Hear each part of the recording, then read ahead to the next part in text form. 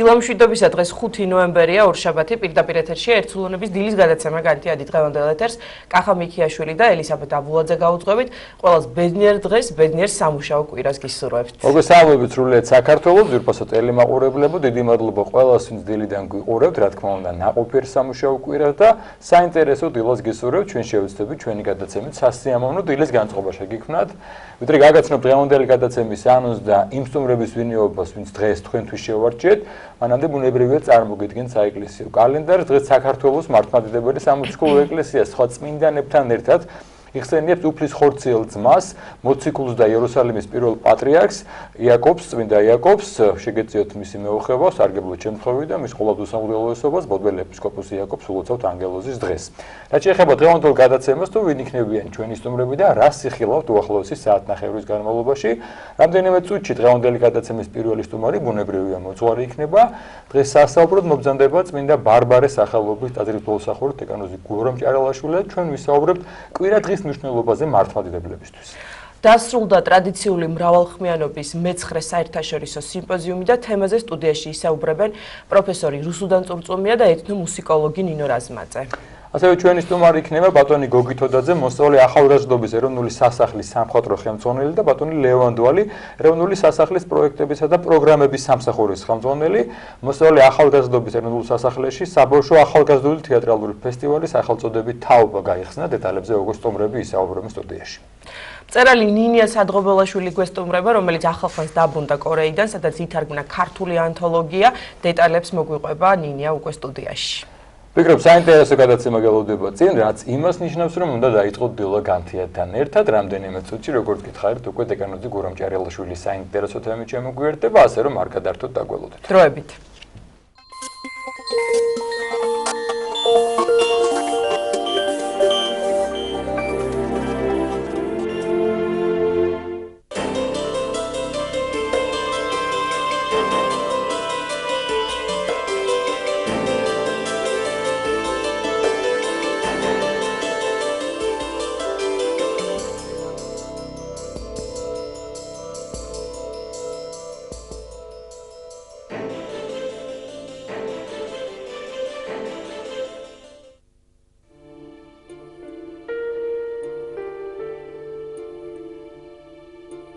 სახარება არის სიტყვა, რომელიც ნიშნავს, რომ რაღაცა უნდა გიხაროდეს, რაღაცა מחარებელს კითხულ, რაღაცა ისეთ ამბავს გეუბნებიან, რამაც უნდა გაგახარო, რომ არ მეგულება მე დედამიწაზე ადამიანი, რომელსაც არ სჭირდება სიხარული და არ უნდა რაღაც სიხარულის მიღება. ეს არ არის თემა, ეს არ არის რომანი, რომელსაც ერთხელ წაიკითხავ და მის შინაარსს კარგად გაათვითცნობიერებ და ამითი დამთავრდება რაღაცა გულსაგეჭუყებს ან პირიქით შეიძლება სასაცილო იყოს ეს რომანი. ასე რომ ეს უნდა იყოს ჩვენთვის არა წიგნი, რომელიც რაღაცა თაროს ავსებს ჩვენს ბიბლიოთეკაში, არამედ ეს უნდა იყოს წიგნი, რომელიც ყველაზე მეტად გაცვეთილია, იმიტომ რომ ყოველდღიურ ხმარებაში, ყოველდღიურ გადაფურცვლაში ადამიანი რაღაცნაირად ამ წიგნით პოულობს იმ სიხარულს, რომელიც სიხარულითაც ის თავის სულს ინუგეშებს.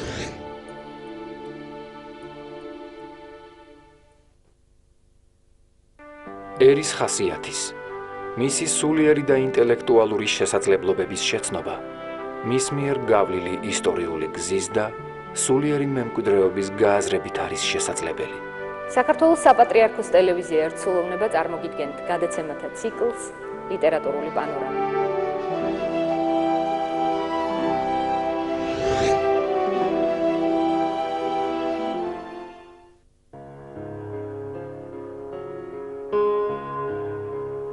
მოგონება სახსოვარივით დაგვიტოვა დრო. თითქოს მოხდა ის, რაც უნდა მომხდარიყო. ცხოვრება როგორც მხატვრული ტექსტი, რეალური პერსონაჟებით. ნინო ხოფერიას საავტორო პროგრამაში მემორია.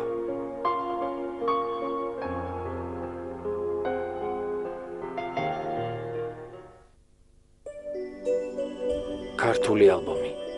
წინაპრებთან ერთად ყოფნის მისტერია, როცა ჩვენი და მათი მზერა ხვდება ერთმანეთს. არსებობს სულთა კავშირი, შევავედროთ ჩვენი წინაპრები, მშობლებიდან დაწყებული და ავიდეთ მაღლა. გადაცემაში ქართული ალბომი.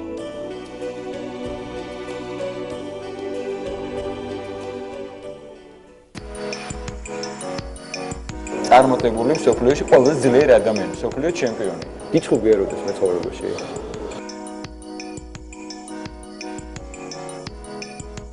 იმდენად მარტო ვარ სცენაზე. ეგეთი მაგალითს არ ვარ, რომ წმენა არ მქონდეს. ეკლესიური აუში შემორჩენილი მოძღვარი მართლობა აი რომელ საუკუნეში. გადამაინც ის რო არ დაეხატა იმ შეფუთვაზე. ისე ვერ გაყიდი. იმას დიდი იდეა რომ სიყვარული უფრო ძლიერი ბოროტება არ არსებობს. ყველაფერი ოჯახიდან მოდის, ხო, ესეა და რაღაც უფესვიდან მოდის და განსაკუთრებით ქართველებში ესეა. ყოველ კვირას 20 საათსა და 30 წუთზე სტუმარი ირჩევს შაქრით თუ უშაქროთ.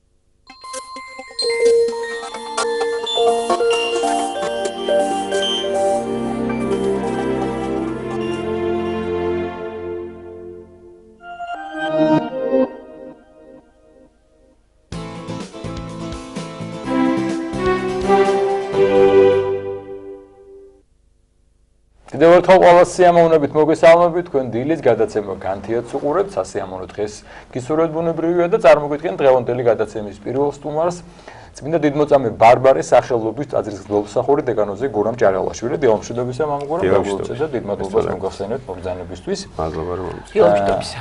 კვირა დღის მნიშვნელობაზე გსურს ვისაუბროთ, ჩვენ ვიცით რომ ეს არის განსაკუთრებული და ყოველი კვირა ეს არის აღდგომის წორი, ხო, ბუნებრივია ეს მართლმადიდებლების ესეა, აღდგომა ეს არის დღესასწაული და დღესასწაული.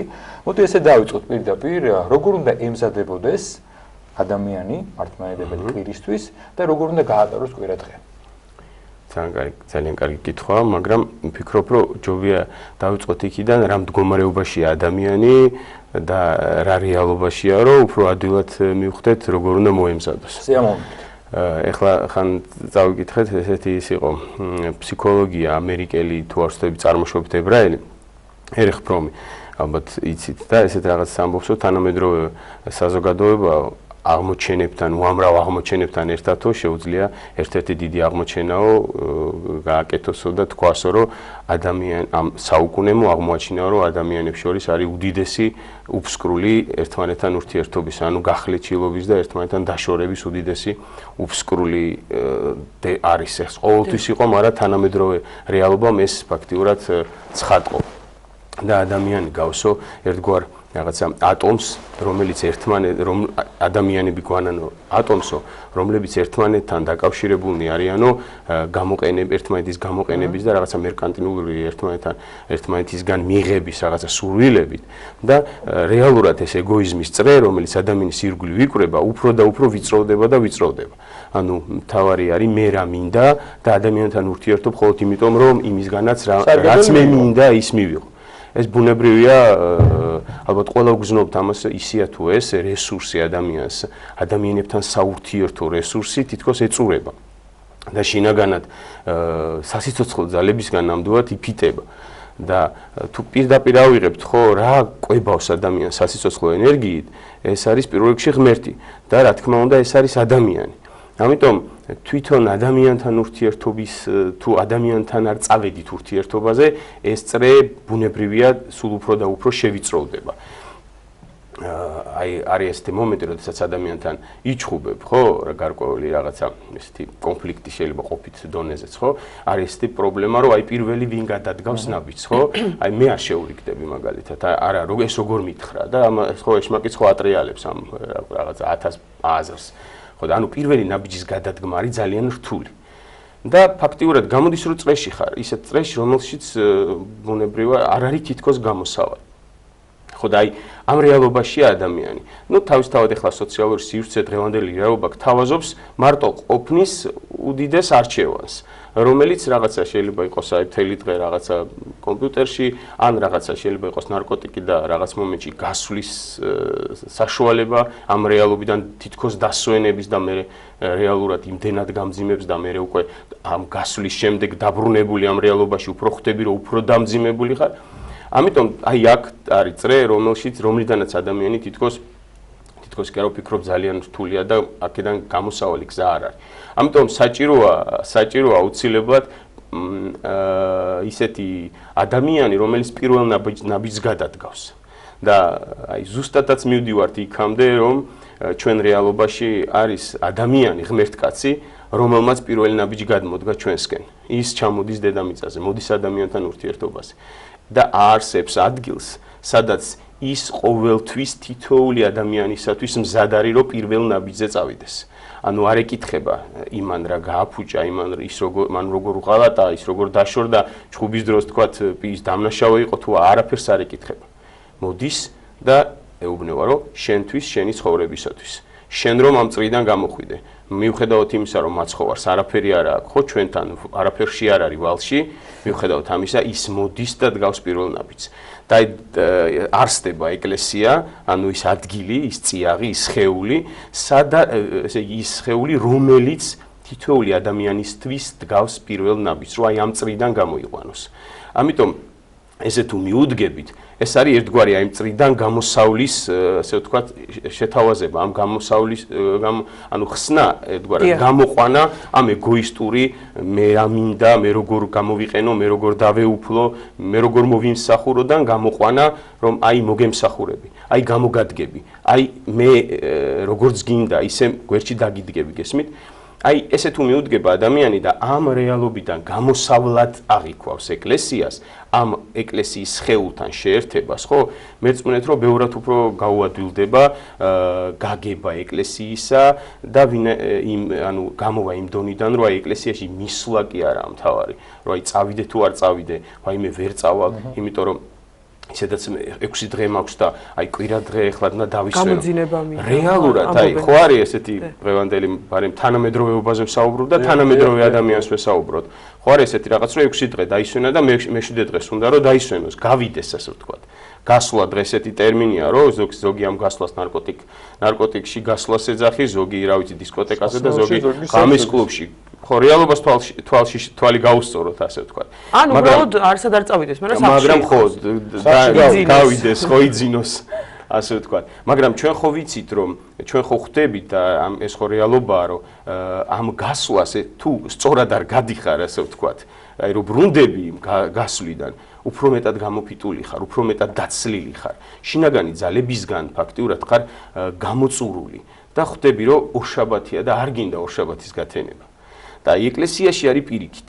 როდესაც ჩვენ მივდივართ, ნუ სწორად თუ მივდივართ, იმიტომ რომ აქაც პრობლემაა, როდესაც ჩვენ არასწორად მივდივართ ამ სხეულთან შესაერთებლად, ანუ ქრისტეს სხეულთან შესაერთებლად. გონია რომ ჩვენ უნდა მოვემსახუროთ იქ, ჩვენ უნდა და ჩვენ როგორ თქვა, მსახურებაზე მივდივართ, მაგრამ ჩვენ უნდა მოვემსახუროთ ღმერთს და რაღაცა ბევრი რაღაცა არასწორად გვესმის, იქაც შეიძლება იგივე დაგვემართოს.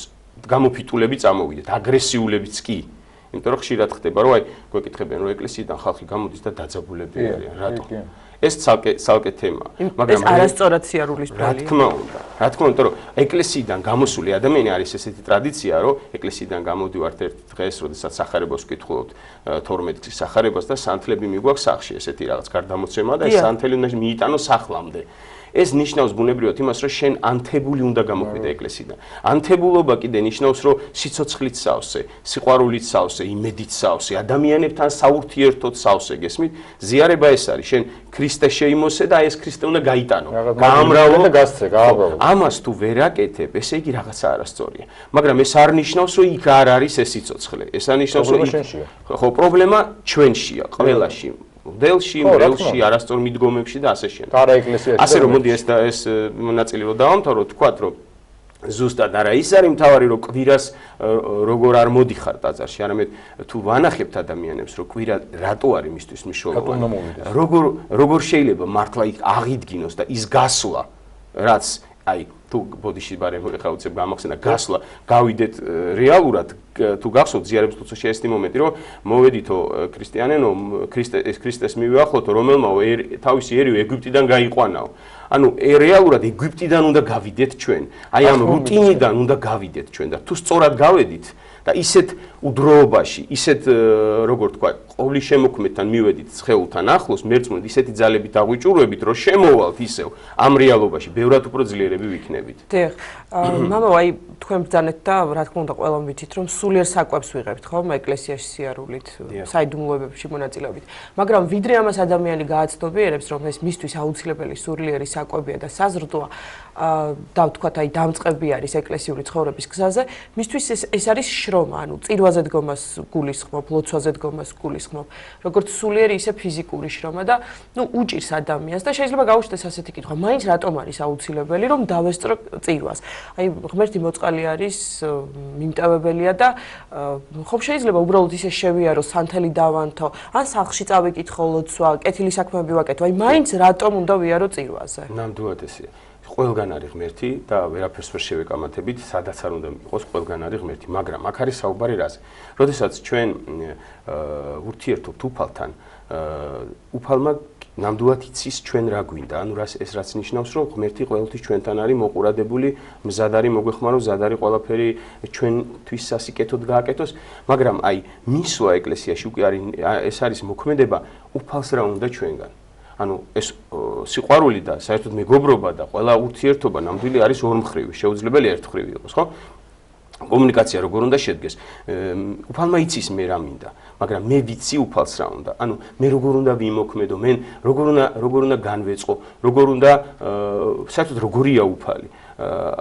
როგორ არის უფალი, როგორ მინდა მასთან ურთიერთობა, აი ესაა ყველაზე მთავარი. ანუ წირვა, ლოცვა ზუსტად არის განწყობა, შინაგანი მდგომარეობა, როდესაც აი როგორ თქვა, იქ მონაწილეობით, ამ პროცესში ჩართვით, ანუ აი უდროობაში გადასვლით, ჩვენ ჯერ პირველ რიგში განვიახლებთ და ვიხსენებთ რა გააკეთა უფალმა ჩვენთვის. და ის ცოცხლდება რეალობაში, ანუ ის არის პროცესი, რომელი პროცესიც ერთხელ დაიწყო და არასდროს არ დამთავრდება. ყოველთვის მეორედ მოსვლამდე, ყოველთვის აღესრულება ყველა ადამიანისთვის. ამიტომ ერთია რომ მე უფალი აქ მყავს, მაგრამ მეორეა რომ მე უფალთან მივდივარ ჩემი სურვილით, რომ აი ამ პროცესში მივიღო მონაწილეობა.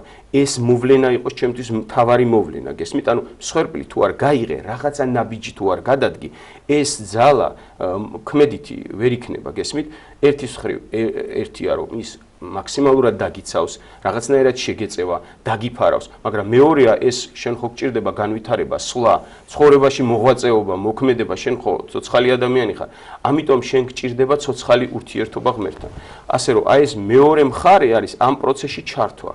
ამ რეალობაში თანამონაწილეობა. ზიარება ზუსტად ამას ნიშნავს, რომ მე შინაგანად უნდა განვეწყო და ამ მოვლენისადმი დამოკიდებულება გამოვხატო, რომ აი ის შენთვის, შენი ცხოვრებისათვის, ხო?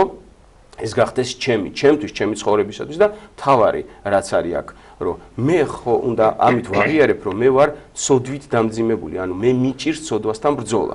მარტო ის ხო არ არის მე ვიცოდე, რომ ღმერთი ჩემთან არის, ღმერთი აქ არსებობს. თავარი ქრისტიანობაში რა არის, რომ მე მივხვდე, რომ ჩემი მდგომარეობა არის ძალიან მძიმე. ანუ მე მიჭირს გაღიმება, მე მიჭირს სიკეთის კეთება, მე მიჭირს პატიება, მე მიჭირს რომ არ განვიკითხო, მე მიჭირს რომ აგრესიული არ ვიყო. გესმით? მე ხო ეს უნდა ვაღიარო. მართლმადიდებლობა ამას ნიშნავს, რომ მე ჩემზე ბატონობს ცოდვა, მე ვარ ძველი კაცი. და ამიტომ ქრისტე მოდის, ქრისტე არსებს დედამიწაზე ეკლესიას, სადაც მე შემიძლია რომ ახალი კაცი შევიმოსო. სადაც მე შემიძლია რომ ეს ძველი კაცი დავთრგუნო. და როდესაც მე მართლმადიდებელი ვხდები, პირდაპირ ვიძახი, რომ მე არ შევეგუები, რომ მე ესეთი უჟმური ვარ, ბოდიში ამ სიტყვაზე, მე ესეთი უსიყვარულო ვარ, უიმედო ვარ და ასე შემდეგ, აგრესიული ვარ, არ შევეგუები. იმიტომ რომ აგერ ჩემთვის, ჩემი ცხოვრებისათვის ღმერთმა იმ ხელა მსხვერპლი გაიღო და მუდმივად გაიღებს არაერთხელ და სულ ჯვარზე იქნება ჩემი გულისთვის და მე თუ კი ამ პროცესში არ ჩავები, რომ ჩემ თავში ცოდვა მოკლა, ნიშნავს რომ მე ქრისტიანი არა ვარ. ამიტომ აქ ყოფნა მარტო რომ ეკლესიაში არ მივიდეთ, ყოფნა ნიშნავს იმას, რომ ღმერთმა კი გაიღო მსხვერპლი. მაგრამ იცი რა, მე ამ მსხვერპლს გამოვიყენებ ჩემთვის, მაგრამ მე არ გავიღებს, ანუ ამ პროცესში არ ჩავერთვები. ასე რომ რეალობაში ესაა პრობლემა. ესე იგი გამოდის რომ ყველგან არის ღმერთი, ის მაინც გეხმარება, მაგრამ გამოდის რომ შენ ბრძოლაში არ ერთვები. შენ ფიქრობ რომ ცოდვამ უნდა იბატონოს შენზე. ამიტომ ეს ძალიან მნიშვნელოვანია, რომ მივხვდეთ, რომ ჩვენ ამ პროცესში, ანუ ამ ცოდვას, რომელიც ჩვენ გვმართავს, არ ვემონებით. ხვალე რომ წამოვალთ, ეს ცოდვა კიდე იბატონებს, მაგრამ უკვე მადლი გვაქვს და ჩვენ უკვე მეტად ვებრძოლებით ამას, გესმით? თუმცა შეიძლება ამოგურა, მაგრამ პრაქტიკაში ალბათ თქვენც გქონიათ, რომ წირო ახლა ყოველთვის წიროა, შესაძლოა იწერება ყოველთვის არის კუფელი და უფლის მადლი, მაგრამ არის ხოლმე შემთხვევა, წიროზეთ გახარ და რაღაც ან შვიდათ მიდის, უკათ მიდის ქნოფ რაღაც მას გარკვეულწილად, ხო? მაგრამ არის ხოლმე შეიძლება იგივე ტაძარში, იგივე წირვაზე იღლები, გონება გეფანტება, რაღაცა ვერძნებ. აი ეს რისგან არის დამოკიდებული? ხან ძნობ ამას, ხან ვერ ძნობ, ხან არის ძალიან მძიმე და გაძლებაზე ხარ ამ წირვაზე და ხან სიხარულია და გინდა რომ არ დასრულდეს. სვალებადი ხარ და ადამიანი ხარ, ბუნებრივია, ძალიან ბუნებრივია. ვერწმუნეთ, აი ეს ერთფეროვანი რო იყოს, ჩვენ ხო არ ვიქნებოდით არა ადამიანები, ცოდვილები მიდრეკ, ხან ჭარბობს ეს მოზღვავება ამ რაღაცა ვნებების, ხან ძლევთ ამას, ხან მეტი მადლია და ზუსტად ამაშიც ვიზდებით ჩვენ. და ეს ბუნებრივი პროცესია და ძალიან მნიშვნელოვანი პროცესია, რომ ამას სწორად შევხედოთ. აი მაგალითად ავიღოთ მენელსაცხებელ დედები რა. აი სულ ყოველთვის ვამბობთ, რომ როგორ უნდა წავიდეს ეკლესია. ხო რთულია, აი მართლა რაც ჩვენ პრობლემები გვაქვს, აი დაცლილები ვართ ემოციებისგან. შინაგანად აი სასიცოცხლო ენერგიები მართლა ჩვენთან არ არის. როგორც აი შიშისათვის ურიათაო, ხო? ჩაკეტილები არიან, ჩაკეტილები არიან მოციქულები და ეშინიათ. ანუ ფაქტიურად რაც ღმერთმა დაპირდა, მეფობა ვინმაცა მეფობა გაიგო ვიღაცამ რაღაცა პირადი გამორჩენა, ხო? ბევრი რაღაც იყო ისეთი ადამიანური, რაც ჩვენს გვაქვს და ჩვენც ესე ვარ. მაგრამ ღმერთი მოკვდა, ანუ ის მოკვდა, ის წინამძღვარი, რომელიც ყველაფერს პირდებოდა. არაფრის იმედი აღარ აქვს მისგან. აი ზუსტად არაფრის იმედი რო არ გაქვს, მაგრამ მაინც რო გიყვარს. აი ხო არის რომ ეკლესია მე ხარ, აი თოზი ხარ და ამდენ ხანი არ ყოფილვარ. აი რა უნდა მომცეს ახლა იქ წასვლა. მაგრამ შინაგანად იცი რომ რაღაცა რწმენა არსებობს, რომ აი არ არსებობს, რაღაცას მაინც მოგცემს, ძალას მაინც იგრძნობ. აი ჩვენ ხო გქონია რომ მნიშვნელობა არ აქვს ეკლესიაში შევდივართ, რაღაცა სიმშვიდე შემოდის. გარკვეული რაღაცა მადლი ეგრევე მოქმედებს. მიუხედავად იმისა, ვიმსახურებთ, არ ვიმსახურებთ. ამიტომ აი ეს გახსოვს შენ, რომ იქ რომ მიხვიდე, არ ვიცი, მაგრამ რაღაცა ძალა მოგცემს, რომ დამშვიდდები. აი მთავარია პირველი ნაბიჯი გადადგა. რო იტყვენ შიშისათვის ურიათა ეს გააქრო. როგორც კი იწყებ საფლავისკენ სვლას, ეგრევე სიბნელე ცისკრით იცვლება. მიდიხარ თუ არა ის ქვა, ლოდი, ვინ გარდამიგოროს, გარდაგორებულია და მკვდარი, რომელიც მკვდარი გონია, აღმდგარია. ასე რომ ესე თუ მიუდგები პირველ ნაბიჯს, აქ ჩვენ ხანდახან ვიწყებთ, აი რა ვქნათ, ესეთი დროა, ესეთი რთული არაფერი არ არის თუ პირველი ნაბიჯი გადადგე. ამიტომ რომ აი მცირესაზე და სარწმუნო ეყავ ეგაა ჩვენი პრობლემა, რომ აი ჩვენ გვევალება წავიდე, ავდგეთ და წავიდეთ უფალთან. და როცა მივალთ აი იქ, არ ვიფიქროთ აი იმ დღეს, არ ვიფიქროთ იმ წამს არაფერზე, უბრალოდ იქ ვიდგეთ და ვიფიქროთ უფალზე. თქვენ თავიდან ძალიან წაუგორში მამაგურამ ხშირად არის ხოლმე თავს ვიმართლებთ, რომ იცი რა, აი ეგ შედგა მუშაობდა, ხა მე შევდე ერთი დილა მაქვს რომ გამოვიძინო და რა ხდა, მაგრამ ერთხელ ძალიან კაი განმარტება მოვისმენე მოდრვისგან, კვირა დღეს ისე მთელი კვირა ღმერთმა მოგცა, ის სამსახურის ღმერთმა მოგცა, ის ყველაფერი ხო და კვირა დღე საათი-საათნახევარი გვეზე რომ მივიდე და მადლობა გადაუხადოთ და კიდე აქეთ მადლი მივიღოთ, რადგან თქვენ ბრძანეთ, ხო? აი ესეც და კიდე შემდგომი კვირისთვის რაღაც ღვთისმშეწონილი კარგად წარმართვა მივიღოთ. ძალიან მნიშვნელოვანია აი რაც ახლა თქვით თქვენ, იმიტომ რომ ევქარისტია ერთგვარად არის მადლიერების ძღვენი, ანუ მადლობის გადახდა. ჩვენ თუ ესე მიუდგებით კვირას, რომ კვირას კი არ დავიწყებთ ორშაბათიდან, ანუ კვირას დავიწყებთ კვირიდან. ეს რას ნიშნავს, რომ კვირა თუ დავიწყეთ კვირიდან და აი ყველაფერი დავიწყე, ყველაფერი ცუდი ხდება, მაგრამ მაინც მივედით უფალთან. აი რო იტყვამ მკვდართან მივედით და ცოცხალი დაგხვდება მერწმუნედ. და იქ როგორც კი ესე წამოვედით ამ უფლიდან მადლმოსილები, აი ჩვენ ცხოვრებაში არის ეს რაღაცები, რომ უნდა შევამჩნიოთ ბევრი სიკეთე, რაც ღმერთმა მოგცა. მაგალითად ჯანმრთელობა, მაგალითად კარგი შვილები, მაგალითად კარგი მეუღლე, მაგალითად კარგი წინაპრები, კარგი რა ვიცი მე, გარემო და ჩვენი ბუნება და ასე შემდეგ. ძალიან ბევრი რამის დანახვა შეიძლება ისეთის, რაზეც შეიძლება კვირის ბოლოს უბრალოდ გეჩქარებოდეს, რომ აუ დროზე მივიდე და უფალს უთხრა მადლობა. დავდგე სამადლობლად, არა იმიტომ რომ კიდე რაღაც წამოვიდა. იმიტომ რომ როგორც კი აღარაფერი აღარა გაქვს წამოსაღები, ანუ მოაგვარე რა ისე თუ ეს პრობლემები დაალაგა ღმერთმა. არაფერი თუ არა გაქვს წამოსაღები, აღარ გინდა, რაღაც გინდა ახლა ეკლესია. როგორც კი დაიძაბები, როგორც კი გამოგეცლება. გაგახსენდი, მაგრამ გიჭირს მისვლა. ესე ადვილი არა. უბრალოდ თუ ჩავდე რამდენიმე კვირა, უფრო მეტად გიჭირს. ხო და ერთსაც ვიტყვი რა, რომ აი ჩვენ ესეთი, არ ვიცი გრიგოლ რობაქიძეს აგუშენ საუბრობდით მამაბივის ხედით და ესეთი რაღაცა აქვს, რომ არიანო ერებიო, რომლებსაც ყავთო რომელსაც შეიძლება ყავდეს კარგი ჯარი. მასიურად აი ესე შეუძლია კარგი ძლიერი ჯარი ჩამოაყალიბოს, მაგრამ არიანო ერებიო, რომელსაც შეიძლება ყავდეს კარგი მხედართმთავრებიო. აი ჩვენ ვართ ერი, რომლებსაც ყავს ბევრი ყავდეს ბევრი მხედართმთავარი და რაღაც მომენტში ეს არის ჩვენი პრობლემა, იმიტომ რომ ყველა ვართ პრეზიდენტი, ყველა ვართ პატრიარქი, ყველა ვართ მღვდელი, ყველა ვართ ექსპერტი და ასე შემდეგ. მაგრამ ეს რაღაც მომენტში თუ დაუკვირდებით, ძალიან კარგად ერგება ქრისტიანულ, აი თუ გავაქრისტიანებთ აი ამ მდგომარეობას, რატო არის რომ ქართველი კაცი შეიძლება მხოლოდ ქრისტიანობაში იყოს უფრო პროდუქტიულიც, მადლიანიც, შედეგიანიც, ძლიერი სახელმწიფოდ ჩამოყალიბოს, რატო? იმიტომ რომ ქრისტიანობა რას გეუბნება? შენ გინდა პირველობა, ყველას მსახური გახდი. გესმის, ამას თუ ესე გადაატრიალებ, მეფე მსახური, პატრიარქმა გაამახვილა, როგორც კი გადაატრიალებ, ეგრევე ჯდება ყველაფერი თავის ადგილზე. იმიტომ რომ აი წარმოიდგინეთ, ხა ქუჩაში გავიდი და ყველა ცდილობს რომ ვინმეს მოემსახუროს, გზა დაუთმოს, რაღაცნაირად ვიღაცა სიკეთე აი 60-ში გეგონებას თავი და რო გადმოატრიალო უკვე ყველა პირველია გამიდგა მე უფრო მეჩქარება მე უფრო ჩემი გზა არის ჩემი რიგია და ასე შემდეგ ძალიან მნიშვნელოვანია ეს ისა თუ აი როგორ თქვა აი ამ ფორმულებს რაც ქრისტიანობაშია მივისადაგებთ რომ გვიხდება თუ არა გამოგვადგება და მივხვდებით რომ აუ მართლმადიდებლად მართლა ჩვენთვისაა ეს რა ოღონდ თუ ჩვენ ეს გავაცნობია თუ არ გამომივიდა ეხლა ძალიან ქართულ საქართველოს ძალიან სწორი იქნება თქვენ რა ბრძანეთ ერთი ძალიან მნიშვნელოვანი გვაუწყდება ხოლმე თქვენ ბრძანეთ რომ რა მადლობელი იყო ამის და კიდე ძალიან მთავარი მომენტია რომ მადლობელი იმის რომ გავშთით ქრისტიანულ ქვეყანაში და არ გვიწევს არჩევა და შემდგომ რაღაცა ამის გამო ხო მაგრამ აქამდე მივხვიდე ეგრეთ თავიდანვე ამას ვერ მივხვდი კი ბატონო მაგრამ ფაქტობრივად რატო გავამახვილეთ ჩვენ ვიბადებით მადლობა გქონდეთ იმ ქვეყანაში სადაც ართმადიდებლობა არ წვენა ხო და ვინათლები და ფაქტობრივად ბევრი ამას იძახის ხოლმე ხა ერთხელ გავშთით ესეც საქართველოში და ერთხელ გავშთით ესეც ქართველი ვარ და ეს დიდი უმოდურობა ნამდვილად ძალიან დიდი უბედურება, მაგრამ ეს არ არის მათი პრობლემა, ეს არის ჩვენი პრობლემა. ჩვენ უნდა დავანახოთ, რომ სიცოცხლე აქ არის, მართლმადიდებლობაში არის მართალი რწმენა. ჩვენ უფრო ხშირად ვეძაი მშობლის პოზიცია რო ავიღოთ, რომ ეუბნევას დღე და ღამე რო აი შენ მაგარი მამიშვილი ხარ და მაგარი ოჯახის შვილი ხარ და ისეთი კლიშეა და ისეთი სიმძიმეა მე რომ არ მინდა ეს მაგარი მამიშვილობა რა. უბრალო ადამიანი მინდა, აი უცოდვილი მინდა რომ ანუ გაურბის ამას ეს სიმძიმეც ავიდაწო. ამიტომ ჩვენ როგორ მიუდგებით, როგორ მივაწვით, როგორ დავანახებთ ამას. შეუძლებელია ადამიანი გამოფიტული იყოს სიცოცხლე ენერგიებისაგან, შეუძლებელია მას არ ჭირდებოდეს ღმერთი, მაგრამ აქ საუბარაზე იცი, უნდა დაანახო, რომ რაც შენ გჭირდება, ეს აქ არის. და ეს რომ დაანახო, ამას უნდა დიდი შრომა, დიდი ნიჭი, დიდი ლოცვა და შენ თვითონ უნდა დაგინახოს, რომ საპიროზე შეუნახედავთ. ხო, რა თქმა უნდა, ესეც არის.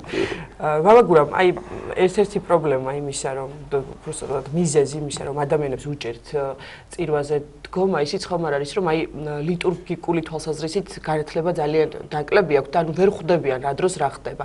ანუ ჩართულობის კუთხით წირვაში რომ ადამიანი იყოს ჩართული და ისმენდეს რაც ხდება, რამდენად მნიშვნელოვანია იცოდეს, აი ვთქვათ, აი მამაო ჩვენო რომ თავდება, შემდეგ რა ხდება. ამ დროს იცლება ხოლმე ტაძრები. ძალიან ხშირად ან რაღაცა ჭორაობა და საუბარი მიდის ამ დროს ვთქვათ, აი კიდევ სხვადასხვა ყველა მომენტი მნიშვნელოვანია, მაგრამ აი ხომ არის განსაკუთრებით მნიშვნელოვანი მომენტი. სახარება და სახარების მერე უკვე ყველაფერი ძალიან მნიშვნელოვანია. ეს ძალიან მნიშვნელოვანი პროცესია. უბრალოდ რა არის, იცით, აი მე ვფიქრობ, რომ ჩვენ დროთა განმავლობაში, აი მე როგორც კი გავიგებ რა არის ყველაზე მნიშვნელოვანი.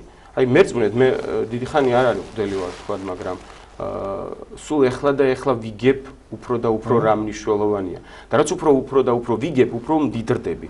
და ისეა თუ ესე, თუ მართლა სწორად გესმის, ხა მე რამდენად სწორად მესმის, არ ვიცი, მაგრამ ყოველ შემთხვევაში ვისაც სწორად ესმის, იმას ეთყობა, რომ იმან მან ახალი გაიგო და ისე გაიგო, რომ აი ეხლა ეს შეუძლია გადასცეს. იმიტომ რომ ცოდნა რაღაც სამი მომენტი ედი შერჭელიძე ხშირად გვისვავდა ხო ხას ლექციებზე, რომ ცოდნის რაღაცა სამი მდგომარეობა, ერთი რომ გაიგო, მეორე რაც გაიგო, გაითავისო და მე ეს ყველაფერი უნდა გადმოსცე და ის უკვე ეს თუ სამი გავლილი გაქვს, ისე გადმოსცემ, რომ უკვე შენია.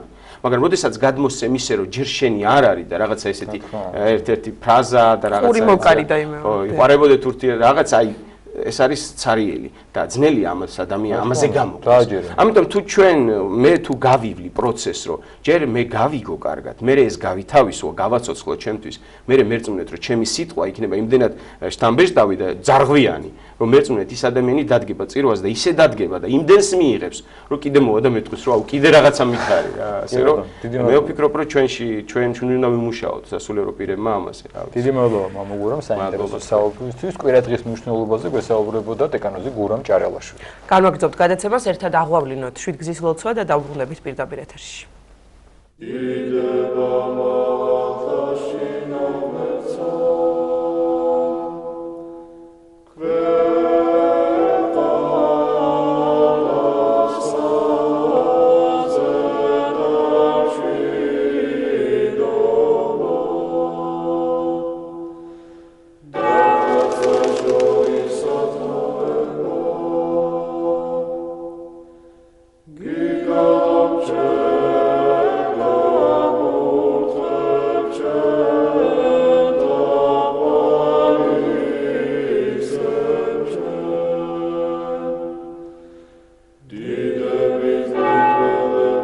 ამაო ჩვენო, რომელი ხარ ცათა შინა, წმინდა იყავნ სახელი შენი, მოვედინ სუფევა შენი, იყავნ ნება შენი, ვითარცა ცათა შინა, ეგრეცა ქვეყანასა ზედა, პური ჩვენი არსობისა, მომეც ჩვენ დღეს და მომიტევენ ჩვენ თანანადებნი ჩვენი, ვითარცა ჩვენ მიუტევებთ თანამდებთა მათ ჩვენთა, და ნუ შემიყვანებ ჩვენ განსაცდელსა, არამედ მიხსნენ ჩვენ ბოროტისაგან. რამე თუ შენი არს სუფევა, ძალი და დიდება, მამისა, დაძისა და წმინდისა სულისა, აწდა მარადის და უკუნითი უკუნისამდე. ამინ.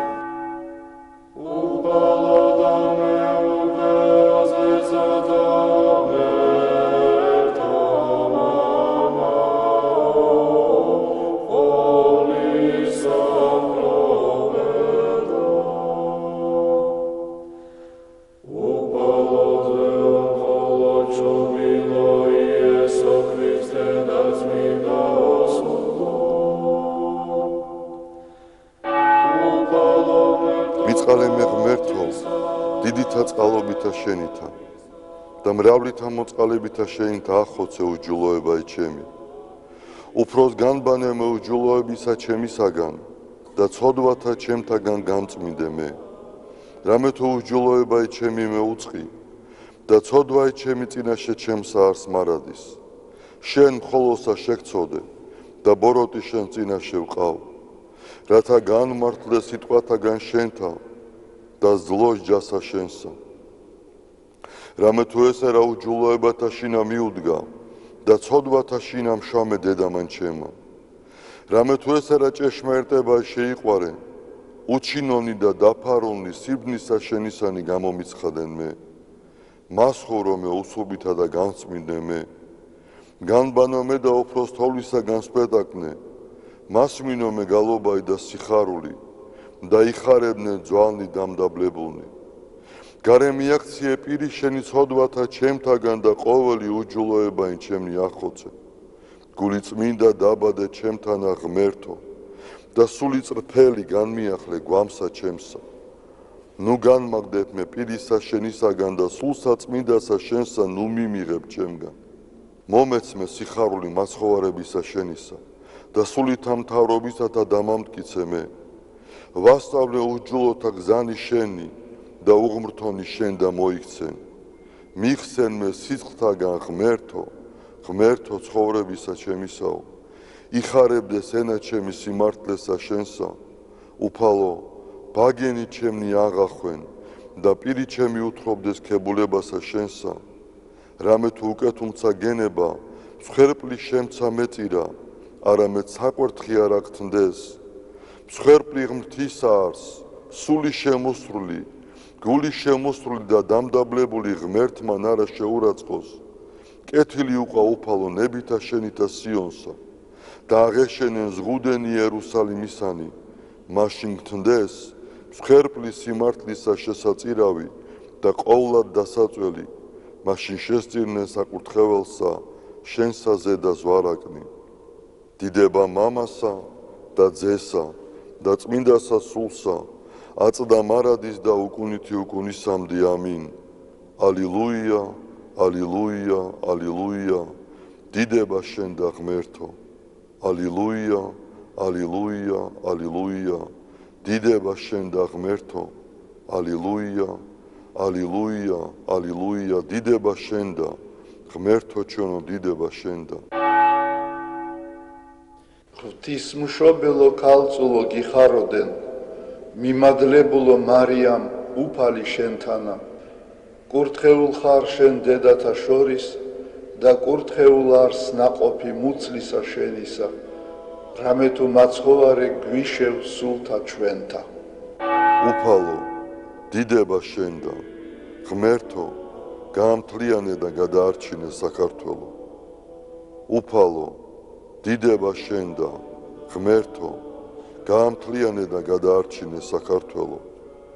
უფალო, დიდება შენდა, ღმერთო, გაამთლიანე და გადაარჩინე საქართველო.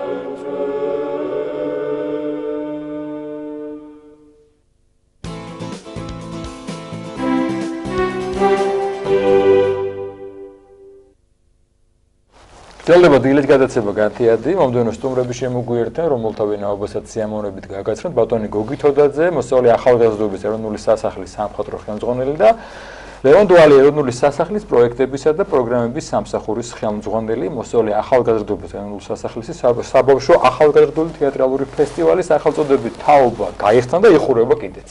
დღეს იხურება, თუმცა გახსნის ცერემონიისა და ზოგადად ფესტივალის შესახებ სიუჟეტი მოამზადა ნათია შუბითიძემ, ჩვენმა ჟურნალისტმა, ვიდრე დავიწყებთ საუბარს ჩვენ სტუმრებთან, ვნახოთ ერთად სიუჟეტი და შემდეგ განვაგრძოთ თემა.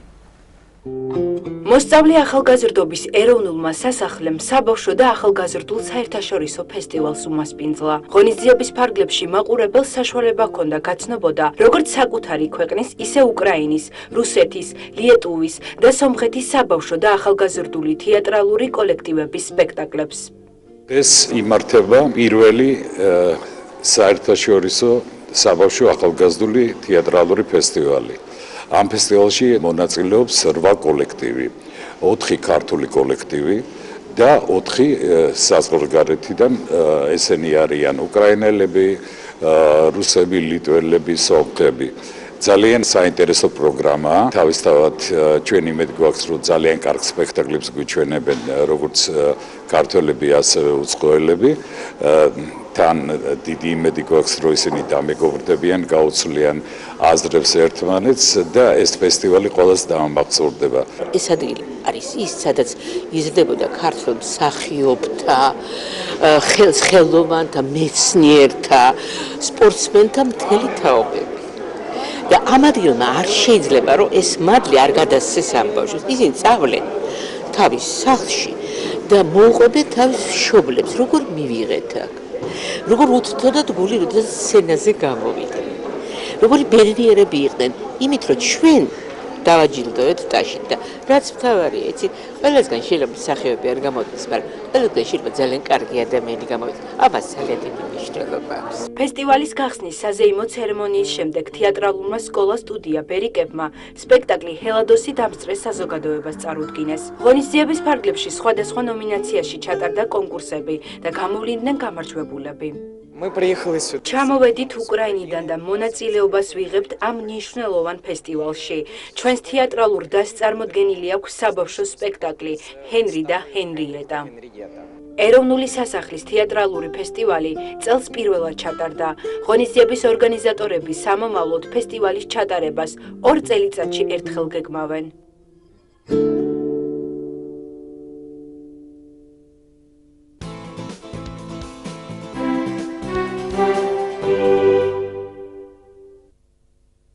ვაგრძელებ როგორც გითხარით ამ თემაზე საუბარს, მოგესალმებით კიდევ ერთხელ ძვირფასო სტუმრობა. ბატონო გოგი, ჩემ მცირე ასე თქვა მიმოხილვა ვიხილეთ სიუჟეტში და თქვენი მცირე კომენტარიც, მაგრამ საინტერესოა რომ ცვლად შევაფასოთ, უკვე იხურება.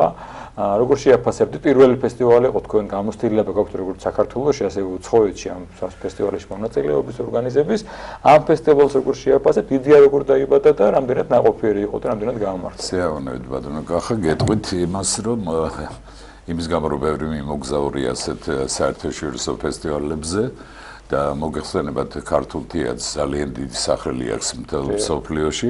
ყოველთვის გული მწყდებოდა ხოლმე რომ საბავშვო ახალგაზრდული თეატრალური ფესტივალები არ იმართებოდა და აი თუნდაც შემოდგომაზე 2 თეატრალური ფესტივალია, რამდენი წელიწადი მიმდინარეობს და ძალიან წარმატებით და სიმართლე გითხრა ყოველთვის გვეკითხებოდნენ და გვინდა ძალიან ჩამოვიდეთ სად გაქვთ ფესტივალი თუ არა გაქვთ ფესტივალი და უნდა გითხრათ რომ აი ჩვენი დირექტორის თიკა რუხაძის დამსახურება ის რომ ჩემი თხოვნა საბოლოოდ აღსრულდა და ძალიან წარმატებითაც აღსრულდა. უნდა გითხრათ რომ როგორც სიუჟეტში იყო 4 ქვეყანა მონაწილეობდა უცხოეთიდან ჩვენ ჩავატარეთ შიდა პირველი ტური საქართველოში იქიდან ავერჩიეთ რამოდენიმე სპექტაკლი და 8 სპექტაკლი წარსდგით მაყურებლის წინაშე. ჩვენი თეატრალური დარბაზი ვისაც უნახია და თქვენ ნანახი გეკნებათ ეს არის არაჩვეულებრივი თეატრალური დარბაზი გვაქვს თავის სცენით, თავის განათებით, გახმოვანებით. გადაძეძგვილი იყო, ხერხული ეწოდა ეს სიტყვა, მაგრამ უამრავი ბავშვი, უამრავი მშობელი ადამიანები, რომლებიც ფეხზე იდგნენ ამ 4 დღის მანძილზე და მე მგონია რომ დღესაც იგივე იქნება რა თქმა უნდა, ისე რომ ადგილი არ იყო, ძალიან დიდი წარმატებით, ოვაციებით, ასეთი სიამოვნება იშვიათად არის ხოლმე რომელიმე დღესასწაულზე. და ძალიან ამაყი ვარ რომ სწორედ თეატრალური განხრით ეს მოხდა. ეს არ იყო საჭირო რომ გინდა თუ არა მოდი შემოდი ამ ღონისძიებაზე, პირიქით ძალიან აქტიური იყო ეს ყველაფერი. ძალიან საინტერესო იყო ჩემი აზრით და ლევანიც დამეთანხმება ამაში ჩვენი არჩეული ჟიური, რომელიც პროფესიონალები იყვნენ. ბატონი დოდო ხუცილავა მოსმენთ სიუჟეტში. ესეთი წევრი ხო? კი, ასევე იყო მალხაზ ახმამაზიშვილი, რეჟისორი, ლიკა ქობულაძე მსახიობი, ეკა მჟავანაძე, მსახიობი და მენეჯერი, სწორედ აინტერესებდა მასაც და ალბათ თავისთვის ბევრი ჩანაწერი გააკეთა კიდევაც, როცა ნუციკო იყო და გარდა ამისა უნდა გითხრათ რომ ძალიან საინტერესო ჟიური ყავდა ახალგაზრდებისაგან შემდგარი. პრაქტიკულად პროფესიონალები ცალკე მსჯელობდნენ სპექტაკლების შესახებ და წუხალის 2 საათი კამათი ჰქონდათ ვისთვის რა მიენიჭებინათ, მე არ ვიცი, იმიტომ რომ მე დღეს გავიგებ და ამავე დროს ცალკე ოთახში ახალგაზრდები 8 ახალგაზრდისაგან შემდგარი ჟიური მსჯელობდა ერთ პრიზზე, რომელიც მათი პრიზი იყო და მათ უნდა გადაეცა. დღეს გაირკვევა, ხო? დღეს გაირკვევა, ესეც დღეს გაირკვევა. სპექტაკლების დონემ გაამართლა, რაც მთავარია და ყველაზე ჩემთვის ღირებული რაც არის, ეს არის რომ ძალიან კარგი დონის სპექტაკლები აღმოჩნდა.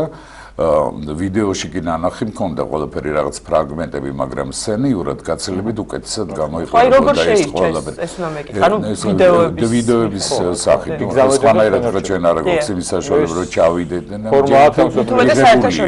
მიღებულია ეს ყველაფერი და მე იმედი მაქვს რომ ერთი წლის შემდეგ ანუ მეორე საერთაშორისო ფესტივალს კიდევ უფრო გავზდით, უფრო სხვანაირად მიუდგებით რაღაცა ჩვენს მივხვდით სად ცოტა გავიჭირდა, ცოტა ძნელი იყო ასეთი სერიოზული ფესტივალის გამართვა და არა პირველისთვის კმაყოფილი ვარ, შემოქმედებითაც ძალიან კმაყოფილი ვარ და ხალხის რეაქცია იყო ჩვენთვის ძალიან გადამწყვეტი და მნიშვნელოვანი. სტუდია ბერიკები ბუნებრივია იღებდა ხო მონაწილეობას? სტუდიას რომელსაც თქვენ ხელმძღვანელობთ.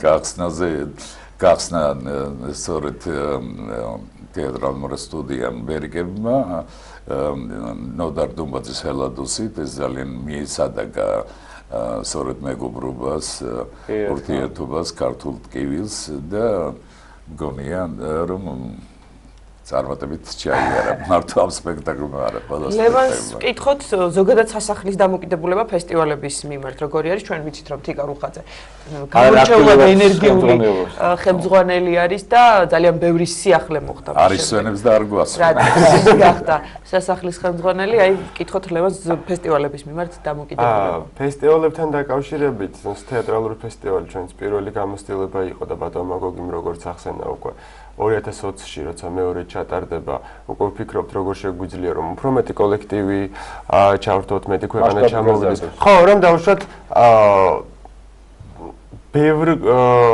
ბევრი ქვეყნისგან მივიღოთ საკონკურსოდ მონაცემები იმისთვის, რომ მაგალითად თუ წელს ქონდა ამის შესაძლებლობა, რომ საქართველოს გაგვეკეთებინა შიდა ტური, რატომ არ შეიძლება იგივე გაკეთდეს? და არჩევს ხო, ნუ სიტყვაზე 20 ქვეყნიდან აირჩეს პირობითად 10 საუკეთესო და უკვე რაოდენობრივად დღეებიც გაიზარდოს და ფესტივალის სხვა ხარისხი. აბსოლუტურად სხვა ხარისხი, იმიტომ რომ საერთაშორისო აღიარება ფესტივალის არის უმნიშვნელოვანესი.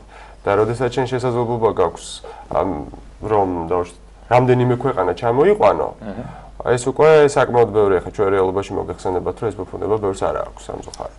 მე დავამატებდი ერთ რაღაცას უცხოელებისთვის ძალიან საინტერესო ფესტივალი გამოდგა შემეცნებით თვალსაზრისითაც. ჯერ ეგრეთ შეყვარებულები წავიდნენ საქართველოზე.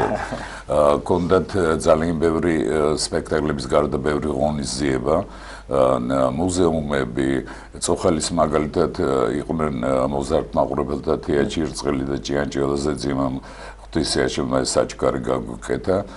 დღეს სწორედ 11 საათზე მცხეთაში იქნებიან.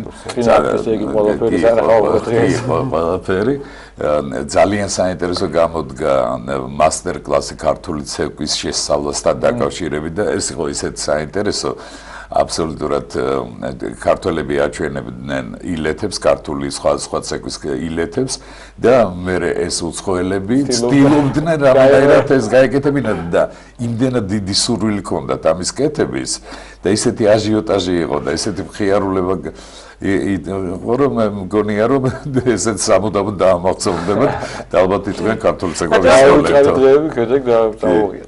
ასევე მნიშვნელოვანი არის ალბათ რომ რეგიონებიდან მოხდეს ჩართვა თეატრალური სტუდიების და ამ შემთხვევაში მე მგონი ზესტაფონის თეატრალური სტუდია იყო ხო წარმოდგენილი? კი, იყო შეიძლება გაგიკვირდეთ, მაგრამ მონოსპექტაკლით იყო ზესტაფონელი ბიჭი რომელმაც კაცი რომელსაც ლიტერატურა უყვარს წარადგინა დოჩანაშვილი ძალიან რთული ნაწარმოები მაგრამ აუდიტორია კი აბსოლუტურად გასასული უსმენდა და ასე რომ ძალიან სერიოზული იყო ეს ყველაფერი ეცეტერას ჰქონდა ძალიან საინტერესო სპექტაკლი ჩვენ თვითონ სასახლე გოგათაოძის რეჟისორობით ვაჩვენეთ პრემიერა ზურმუხტ ქალაქის ჯადუქარი და ასე რომ პროგრამა ძალიან საინტერესო იყო, ძალიან ეკლექტიკური იყო იმ თვალსაზრისით, რომ ყველა რეჟისორს თავისებური ხედვა ჰქონდა და ამდენად ძალიან საინტერესო იყო ლიტვის სპექტაკლი, პატარები ბულინგის თემაზე მუშაობდნენ და ძალიან საინტერესო იყო. მოსკოველებს ჰქონდათ ბრეხტის პიესა აღებული, ასე რომ მასალები იყო ძალიან საინტერესო, რთული, განსხვავებული, ჟანრობრივადაც და ერთი რაღაცა მინდა ვთქვა, რომ ყველა სპექტაკლში აი დამერწმუნეთ მე მართლა ძალიან კარგად ვერკვევი ამ საკითხში, რომ ვიცი ნიჭიერება რა არის ბავშვებში ნიჭიერება, ყველა კოლექტივში იყო რამოდენიმე ძალიან ნიჭიერი ადამიანი და არა ქართველებზე არ ვლაპარაკობ, ყველაზე ვლაპარაკობ ქართულ ჯგუფებშიაც და უცხოელებშიაც და ასეთ შეყვარებულები თეატრზე კახოს გაუხარდება რომ ყველგან ვიყავთ თეატრში. ძალიან კარგი, მიხარია. ლევან, აი ბატონო გოგი მამაზე გარკვეულწილად ხა გაამახვილა ყურადღება ასევე ბატონო დოდომ.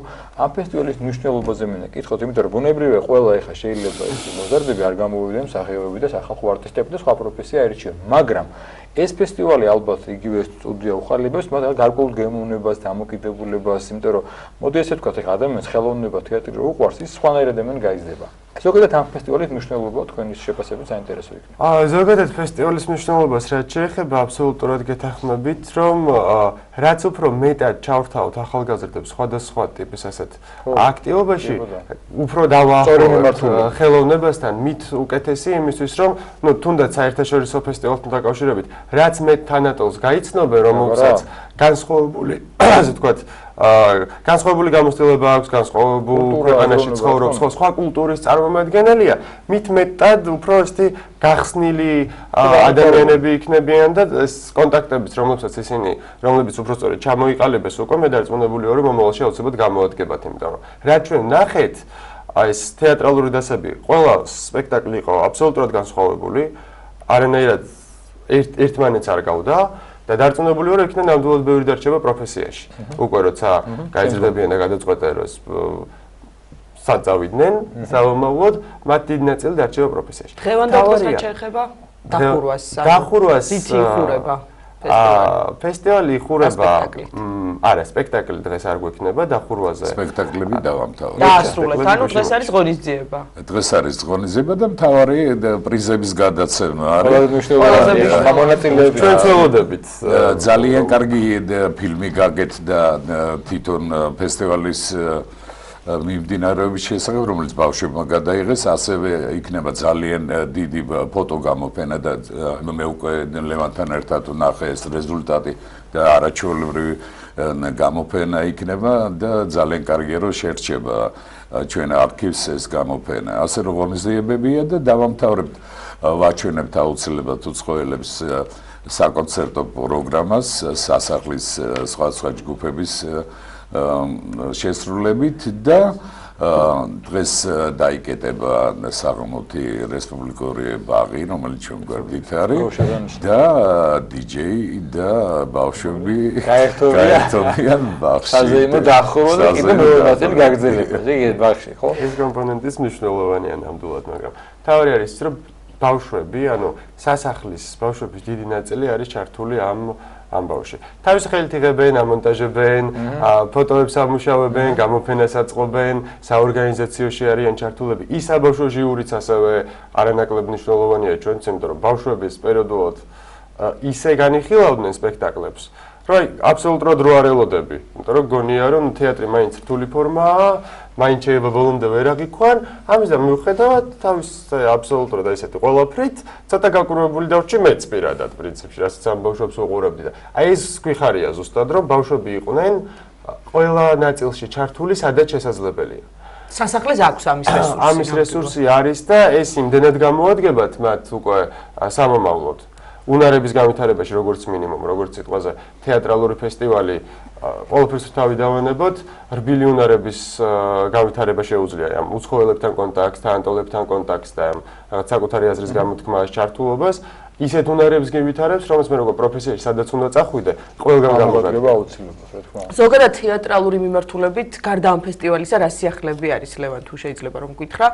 ნიკოლოზ ძულუკიძე უძღვება ამ მიმართულებას, როგორც ვიცით და ჩვენ ვიცით რომ სასახლეში აი სწორედ უამრავი გამოჩენილი და ჩვენთვის საყვარელი თეატრალური მოღვაწე აღიზარდა და ჩვენ ველოდებით რომ მომავალშიც არაერთი აღიზარდა. რამაზ ჭიკვაძე და გონომ საღარაძე დამთავრებული არის. დავიწყეთ ფესტივალის სწორედ ვიდეო მასალით ვინ აღიზარდა და უნდა გითხრათ რომ არ თავდებოდა ტაში დაუვაცია, იმიტომ რომ ისეთი ხალხი გაიზარდა, ან ისეთი ხალხი ასავლიდა.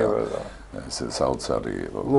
ძალიან დიდი ტრადიციები აქვს ნამდვილად თეატრალურ მიმართულებას.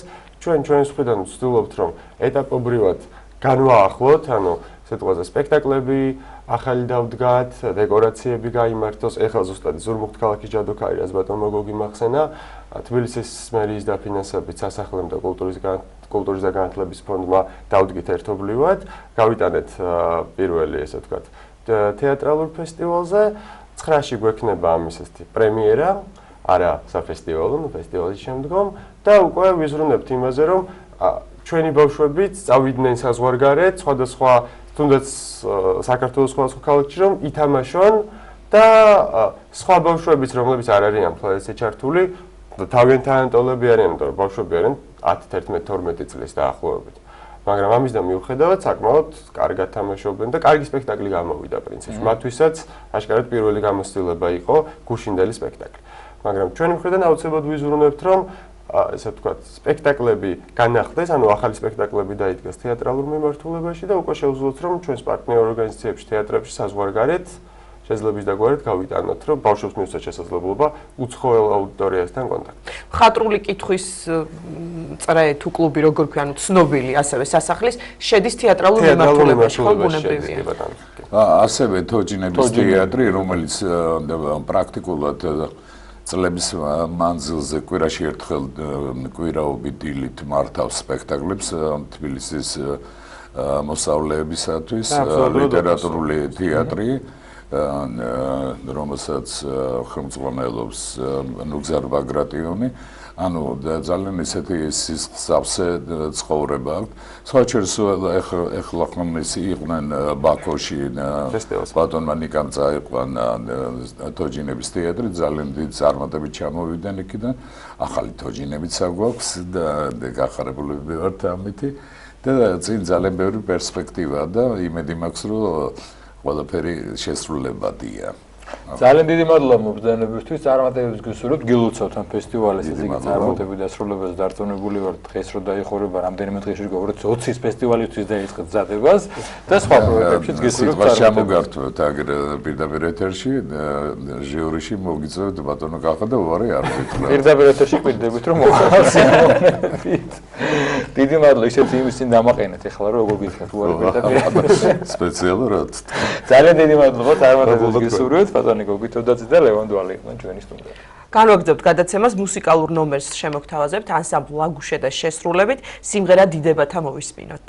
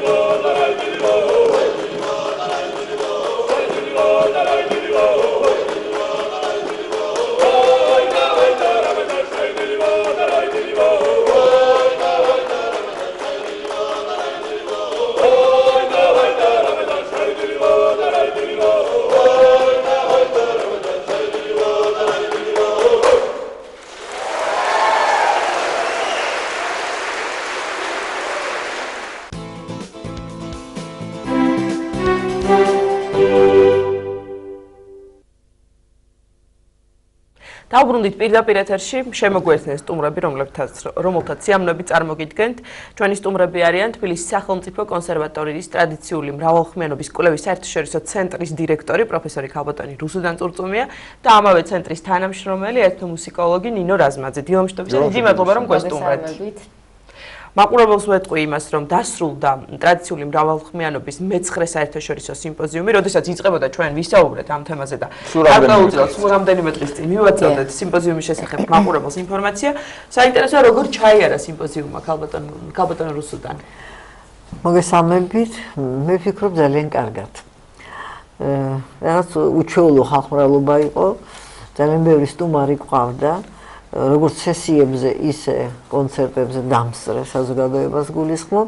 ჩამოსული იყო 9 ანსამბლი უცხოეთიდან, მათ შორის იყვნენ ქართული ხალხური სიმღერის შემსრულებლები და აგრეთვე მსოფლიო მრავალხმიანობის შემსრულებლები ლატვიიდან და იტალიიდან. და მე ვფიქრობ ძალიან ნაყოფიერად იმუშავა სიმპოზიუმმა და შეიძლება ითქვას, რომ ეს სიმპოზიუმი ძალიან მნიშვნელოვანი გახდა თავისი არსებობით ჩვენს ქვეყანაში. საკონცერტო ნაწილი იყო და ასევე სამეცნიერო ნაწილი, ხო? და სიმპოზიუმის ფარგლებში გაიმართა ასევე მრგვალი მაგიდა, ასე ვთქვათ. აი ამ ყველაფრის შესახებ ნინოს გადავცეთ სიტყვა და მრგვალი მაგიდის თემატიკა იყო ძალიან საინტერესო, მთები და პოლიფონია. ეს არ გახლავთ ახალი თემა.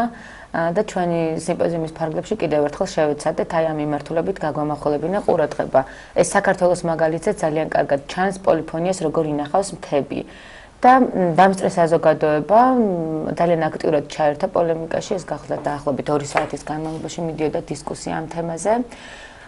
და თითოეულმა წარმომადგენელმა თავისი ქვეყნის ან იმ თავიანთი კვლევის არეალიდან მოიტანეს მაგალითები, როგორ შეიძლება მთა ინახავდეს პოლიფონიას და აი რა პარალელები არსებობს თქვა ამ მიმართულებით სხვადასხვა ქვეყნების მუსიკალურ კულტურებს შორის. დიახ, ეს იყო ძალიან საინტერესო ერთ-ერთი თემა დისკუსიისთვის და ძალიან მნიშვნელოვანი ის გახლავთ, რომ თვითონ მრგვალი მაგიდის ფორმატიც ასეთია, ყავს 2 სპიკერი, ან 3, ან ეს წინასწარ ხდება შერჩევა და ძალიან მნიშვნელოვანია საზოგადოების აქტიური ჩართულობა. ამ მხრივ ძალიან ყოველწელს არის მრგვალი მაგიდა, ხო? კი, მრგვალი მაგიდა, კი, ხან მქონდა ჩვენ ესეთი შემთხვევა, 2 მრგვალი მაგიდაც მქონდა თემატიკის საჭიროებიდან გამომდინარე და ეს ძალიან საინტერესო ფორმატია, როდესაც ყველას ხდება ასე ვთქვათ, პირობითად მრგვალი მაგიდის ირგვლივ და ის დისკუსია სხვადასხვა თემებზე. განსაკუთრებით საინტერესოა, როდესაც ძალიან ბევრი ქვეყნის წარმომადგენელი და სხვადასხვა მიმართულების, სხვადასხვა ქვეყნების მუსიკალური კულტურის მკვლევრები ხდებიან ერთ მაგიდასთან და უზიარებენ ერთმანეთს თავის გამოცდილებას. დიახ. რაც შეეხება საკონცერტო ნაწილს, ჯგუფები, რომელიც ანსამბლები წარმოდგენილი იყო სიმპოზიუმის ფარგლებში, საინტერესოა განსაკუთრებული შთაბეჭდილება რომელმა ჯგუფმა ანსამბლმა დატოვა. იცით რა, მე ვერ ვიტყოდი, რომ რომელიმე ჯგუფმა განსაკუთრებული, ყველა განსაკუთრებული იყო, უნდა ითქვას. საქმე ის გახლავთ, რომ ის შემსრულებლები, რომლებიც ცხოვრობენ უცხოეთში და მღერიან ქართულ მრავალხმიანობას, განსხვავებით ქართველებისაგან სხვანაირ დამოკიდებულებას ამჟღავნებენ. ჩვენ ქართველები მივიჩვიეთ ამ სიმღერას და ჩვენთვის ეს ჩვეულებრივი ამბავი არც იმაზე ვფიქრობთ, ეს რას ბადებს ჩემში, როცა მღერი. ეს მოდის თავისი და არის ასე და იცით რა, ეს არც ისე კარგია, მე ვფიქრობ. იმიტომ რომ ადამიანმა უნდა გააცნობიეროს, რას ნიშნავს ერთად სიმღერა და რატომ არის მნიშვნელოვანი ერთად სიმღერა. ასეთ შემთხვევაში ადამიანების საზოგადოება არ იქნება ასე ორად გაყოფილი. ხა შეიძლება თქვას ორად არ გაყოფილი. ერთი არის ისინი, ვინც მღერიან და დაუშვათ აქტიურად არიან ჩართული ამ პროცესში, მეორე ის ვისაც საერთოდ არ უსმენთ ქართულ ხალხურ სიმღერას. ახლა მოგეხსენებათ, ასეთი საკმაოდ დიდი ნაწილია უკვე საქართველოში, რომელიც მხოლოდ დასავლურ მუსიკას უსმენს და მხოლოდ იმით გატაცებული. და აი იმის გაცნობიერება, რას აძლევს ეს საზოგადოებას, რას აძლევს ეს ადამიანს თავად. და ეს ჩვენ დაგვანახეს ხოთაშორის უცხოელებმა. აი 2002 წელს ჩატარდა პირველი სიმპოზიუმი, აი მაშინ მქონდა ჩვენ რამდენიმე მოხსენება, სადაც უცხოელები გამოთქვამენ და შემდეგ ბევრი კვლევა არსებობს ხოთაშორის და ჩვენ სიმპოზიუმზეც იყო ასეთი მოხსენებები, რას აძლევს ქართული მრავალხმიანობა, აი უცხოელს, რომელიც ჩართულია ამ პროცესში. და ისინი ამბობენ, რომ ეს მათთვის არის ძალიან მნიშვნელოვანი, იმიტომ რომ ისინი იღებენ იმას, რაც მათ უკვე დაკარგეს. აი ის ურთიერთობის რაღაცა განსაკუთრებულობა, სიახლოვე, ადამიანის გვერდში დგომა, აი ეს მომენტები, რომელიც დასავლეთში სამწუხაროდ დაკარგულია და მე ვიმედოვნებ, რომ ჩვენთანაც ასე არ მოხდება, მაგრამ შეიძლება ამის წინაპირობები არსებობს უკვე ცხოვრების წესიცვლის ადამიანს და თუ ჩვენ არ შევეცადეთ, შევინარჩუნოთ, აი ეს ძალიან ძნელი იქნება ჩვენი საზოგადოების მომავლის განსაზღვრა. ამიტომ მე ვფიქრობ, ისინი როცა მღერიან, მაშინ არ ფიქრობენ იმაზე, ახლა გინდა თუ არა მაინც და მაინც კარგად ვიმღერო ეს და ეს არის მათი თვითგამოხატვის საშუალება. და ძალიან უშუალოდ, ბუნებრივად მღერიან. ამიტომ ყველა ანსამბლი, აი იყო ანსამბლი საჩუქარი დაუშვათ იმიდან საფრანგეთიდან. ისინი საკუთარ სიმღერას ვღეროდნენ სხვათა შორის, ხო? და აი ამ სიმღერებშიც მათ ქართული რეპერტუარიც აქვს, მაგრამ ამ ქართულმა რეპერტუარმა მათ კიდევ ახლებურად დაანახა თავიანთი ტრადიციული სიმღერა. იყო არაჩვეულებრივი ქართული ანსამბლი სამშაბათი, ასე ქვია, იმიტომ რომ ძალიან სიმბოლურია, თუნდაც მას ეხმაურება სწორედ ამ თემატიკას. რატომ ქვია სამშაბათი? აი, გამოსვიხო კითხო. რა სახელი არ გამიგია ეს სამშაბათის დღე, რომელ დღესაც ისინი ახერხებენ შეკრებას და და სიმბოლური. ხო. აი სამშაბათოვი დღერიან სიმბოლური. და არქეს იყო ასეთი მაგალითად ჰაერი, ესე ძალიან ისეთი სახელია, რაც თქოს ის არის, რაც ადამიანს აუცილებლად ჭირდება. ჰაერი ჭირდება სიმღერა მხარს, ესეც ახალგაზრდა ქალბატონები იყვნენ ჩეხეთიდან, ძალიან საინტერესოდ მღეროდნენ სხვათა შორის. რაღაცა მათ სიმღერაში იყო ისეთი რაღაცა ევროპული დახვეწილობაც უნდა ითქვას, მაგრამ არის ქართული სითბოც, რომელიც ამ ქართულ სიმღერას ახასიათებს. ნუ მე განსაკუთრებით ვიტყოდი ავსტრალიელებზე, რომლებიც აი უკვე 2002 წელს მეცხრე სიმპოზიუმი იყო და ყოველ სიმპოზიუმზე ჩამოდიან. რა საოცარია, ერთგაიგივე ხალხი, ნუ 40-მდე კაცი ყოველ სიმპოზიუმზე ჩამოდის. ახლა ეს ან ავსტრალიიდან. იცით რა, ეს დასაკვირველი არის ბატონი იოსებ ჟორდანიას დამსახურება, რომელიც ცხოვრობს ავსტრალიაში, მელბურნის თავის მეუღლესთან ერთად, ნინოცის შვილთან ერთად მელბურნის უნივერსიტეტში ასწავლის და იქ ყავს ჯგუფები, რომელთაც ასწავლიან ამ ხალხურ სიმღერას და გუნდებიც ყავს, უკვე შეიძლება ითქვას რაღაც პროფესიულ დონემდე აყვანილი გუნდები და ისინი კარგი ის არის, როცა ჩამოდიან, ისინი არ ჯერდებიან სცენაზე სიმღერას. თქვენ უნდა გენახათ, ახლა ეს შეიძლება ისეთი სატელევიზიო თემა არ არის, მაგრამ ჩვენ გვქონდა მიღება კონცერტის შემდეგ და ეს ჩვენი მიღებები გადაიქცევა ხოლმე ქართული მრავალხმიანობის დიდ ზეიმად, იმიტომ რომ ყველა ერთად მღერის, ავსტრალიელები, ფრანგები, ჩეხები, იტალიელები, ყველანი ერთად მღერიან და ძალიან კონსერტორის დაცვა და მომსახურე პერსონალი დიდი ასე ვთქვათ, გვიძლებს ხოლმე ღამის 12 პირველ საათამდე 3-4 საათი მიწევდება. რეგიონებიდან ჩამოსულ, ანუ საქართველოს რეგიონებს გულისხმობ, ჯგუფებს რაც შეეხება, აი ამაზე რაც ვთქვი. ჩვენ ყოველთვის ვცდილობთ, რომ მართალია სიმპოზიუმის მთავარი აქცენტი არის სამეცნიერო ნაწილზე, მაგრამ და მინდა გითხრათ, რომ ასეთი ტიპის ღონისძიებები, როდესაც იმართება უცხოეთში, ზოგიერთ ღონისძიებაზე, აი ძალიან ისეთ მნიშვნელოვან და ყველაზე ცნობილ ღონისძიებებზე მაქვს საუბარი. ზოგიერთ ღონისძიებაზე საერთოდ არც არის ხოლმე საკონცერტო ნაწილი, ან თუ არის მაქსიმუმ 1 ან შეიძლება 2 დღე ეთმობოდეს ამას. და ჩვენ მაინც ვცდილობთ, რომ დიახ, რა თქმა უნდა, ჩვენ მაინც ვცდილობთ, რომ ეს მუსიკის, ასე ვთქვათ, პრაქტიკული ნაწილი, ასე ვთქვათ, არ დავჩაგროთ და სიმპოზიუმის განმავლობაში ტარდება ხოლმე დაახლოებით 9 კონცერტი, 3 დიდ დარბაზში, 4 მცირე დარბაზში. და ყოველთვის ვცდილობთ, რომ მაქსიმალურად მათ ვაჩვენოთ ჩვენი ფოლკლორი და ასევე ამ უცხოურ ანსამბლებს, რომლებიც ჩამოდიან, მივცეთ საშუალება ჩაატარონ დაახლოებით 30 წუთიანი, 40 წუთიანი კონცერტები. ანუ ვთქვათ, ერთ საღამოში არის 2 ან 3 ანსამბლი იღებულობს მონაწილეობას და ეს მათთვის ძალიან ისეთი საინტერესო არის. და რაც შეეხება რეგიონულ ანსამბლებს, სხვადასხვანაირად არის ხოლმე ყოველ წელიწადს. არის მაგალითად ისეთი შემთხვევები, როდესაც ერთ საღამოს თლიანად უთმობთ რეგიონების ანსამბლებს. ახლა წელს მაგალითად ქალაქური მუსიკა იყო ჩვენი თემა, ყოველ წელიწადს რაღაც ახალ თემას ვირჩევთ და ფოლკლორი და თანამედროვეობა. ბოლო კონცერტს შედარებით ნაკლებად ვეხებით ხოლმე, ის ყოველთვის არის 2 ნომრისგან შემდგარი, თითოეული ანსამბლი ასრულებს 2 ნომერს, ქართველებიც, უცხოელებიც და ვცდილობთ, რომ იყოს მრავალფეროვანი. და არის ხოლმე შერეულად თბილისური ანსამბლები, რეგიონული ანსამბლები და ყოველთვის ვცდილობთ, რომ რეგიონებიდან მაინც იყვნენ ჩართულები ეს ადამიანები და ძალიან საინტერესო არის კიდევ ის ამ პრაქტიკული შემსრულებლობის თვალსაზრისით, რომ ეს ანსამბლები, ვინც ჩამოდიან სიმპოზიუმზე, მხოლოდ თბილისში არ არიან ხოლმე, ყოველთვის ის გეგმავენ, რომ სიმპოზიუმამდე, სიმპოზიუმის შემდეგ წავიდნენ რეგიონში. ჩვენ უკვე ხედავთ გამოკვეთილ ცენტრებს, მაგალითად, აჭარაში, გურიაში, სამეგრელოში, სვანეთში განსაკუთრებით, ხო, უბრალოდ იქიდან მოვყევი, ასევე აღმოსავლეთის საქართველოში. სადაც ჩადიან და ატარებენ გარკვეულ დროს, 3 დღეს, 4 დღეს, ზოგჯერ მეტ, ზოგიერთი ანსამბლი ახერხებს რამდენიმე ადგილს ეწვიოს და იქ ადგილობრივი მომღერლებისგან სწავლობენ სიმღერას. ესეც ძალიან მნიშვნელოვანი კომპონენტია, ასე ვთქვათ, ჩვენი სიმპოზიუმის. გავუგებროთ, თქვენ მინდა გითხოთ როგორც ამ საქმის პროფესიონალს, ბუნებრივია შეიძლება ჩვენ ამ ეთერში არაერთხელ ვისაუბრებთ, მაგრამ თემატიკიდან გამომდინარე ეს კითხვა გამიშთა. როგორ ფიქრობთ, აი რა არის ის განსხვავებული, არ ვიცი, მართვალი თუ უნიკალურობა, რაც ახასიათებს ქართულ მრავალხმიანობას? რითია გამორჩეული, იმიტომ რომ სოფლის ნებისმიერ ქვეყანაში, ნებისმიერ ქალაქში როცა კი მიდიან ჩვენი ანსამბლები, ხო, წარმოუდგენელ საბჭოთილებას ტოვებენ. იცით რა, ეს არის ის თავად ის, რაც მოვიდა მე-20 საუკუნემდე. ის, რაც ქართულმა ხალხმა საუკუნეების მანძილზე მოიტანა. ეს არის ის საერო ტრადიციული მრავალხმიანობა და სასულიერო მრავალხმიანობა, რომელიც ასევე პრაქტიკულად ჩამოყალიბდა როგორც პროფესიული, მაგრამ შემდეგ უკვე ტრადიციული კულტურის ნიშნები შეიძინა. ეხლა რა არის განსხვავებული და განსაკუთრებული?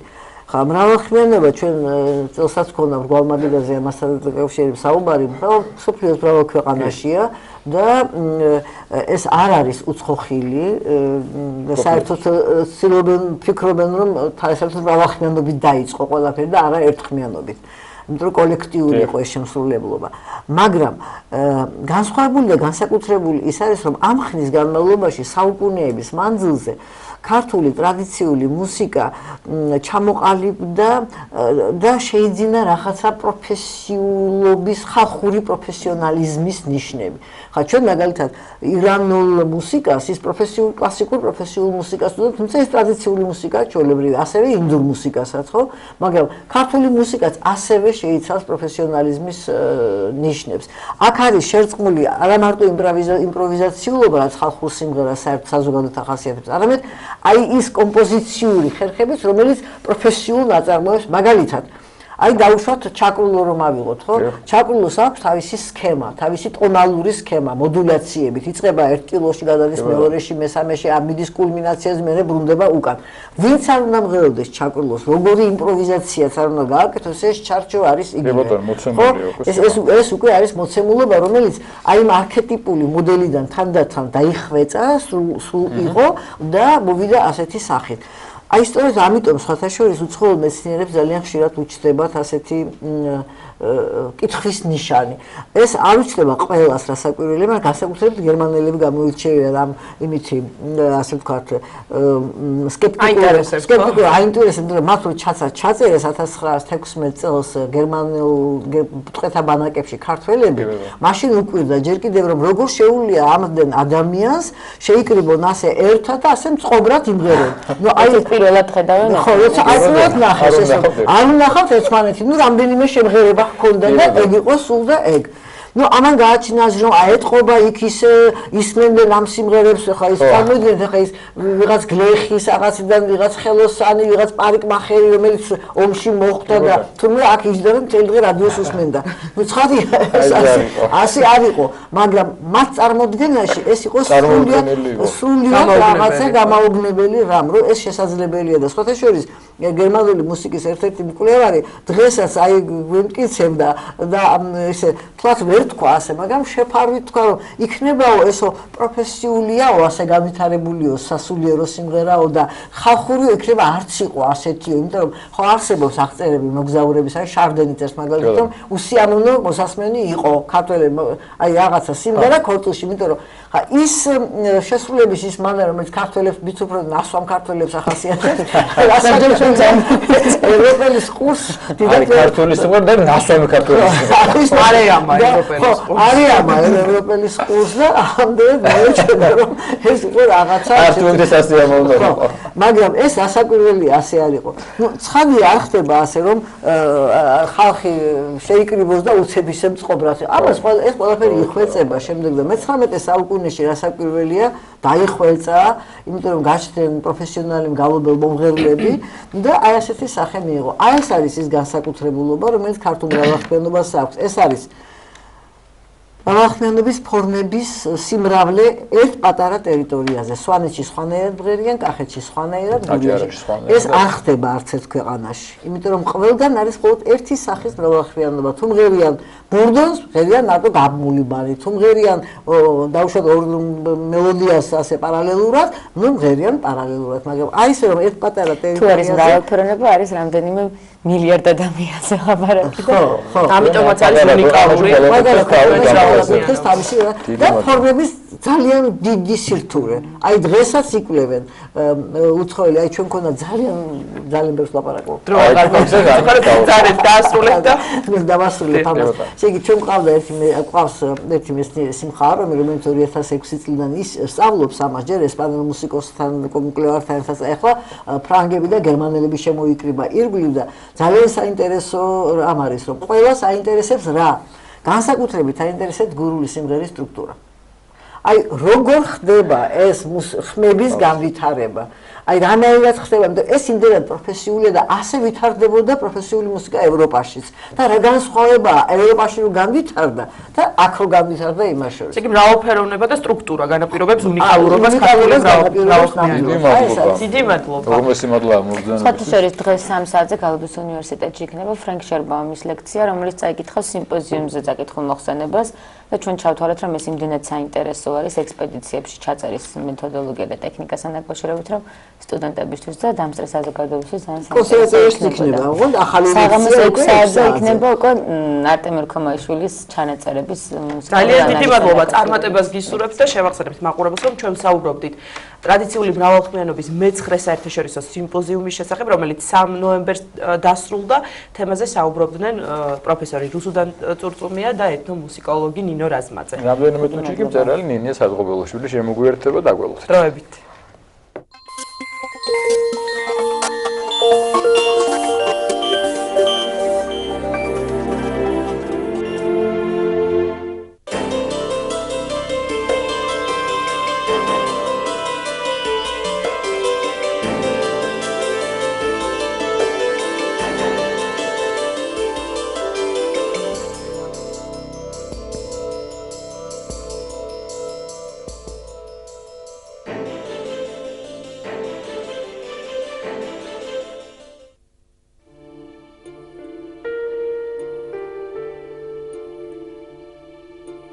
სახარება არის სიტყვა, რომელიც ნიშნავს, რომ რაღაცა უნდა გიხაროდეს, რაღაცა מחარებელს კითხულ, რაღაცა ისეთ ამბავს გეუბნებიან, რამაც უნდა გაგახარო, რომ არ მეგულება მე დედამიწაზე ადამიანი, რომელსაც არ სჭირდება სიხარული და არ უნდა რაღაც სიხარულის მიღება. ეს არ არის თემა, ეს არ არის რომანი, რომელსაც ერთხელ წაიკითხავ და მის შინაარსს კარგად გაათვითცნობიერებ და ამითი დამთავრდება რაღაცა გულსაგეჭუყებს ან პირიქით შეიძლება სასაცილო იყოს ეს რომანი. ასე რომ ეს უნდა იყოს ჩვენთვის არა წიგნი, რომელიც რაღაცა თაროს ავსებს ჩვენს ბიბლიოთეკაში, არამედ ეს უნდა იყოს წიგნი, რომელიც ყველაზე მეტად გაცვეთილია, იმიტომ რომ ყოველდღიურ ხმარებაში, ყოველდღიურ გადაფურცვლაში ადამიანი რაღაცნაირად ამ წიგნით პოულობს იმ სიხარულს, რომელიც სიხარულითაც ის თავის სულს ინუგეშებს.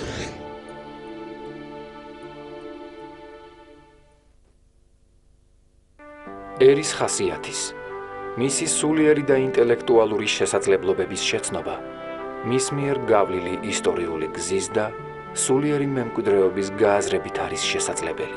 საქართველოს საპატრიარქოს ტელევიზია ერთსულოვნება წარმოგიდგენთ გადაცემათა ციკლს ლიტერატურული პანორამა.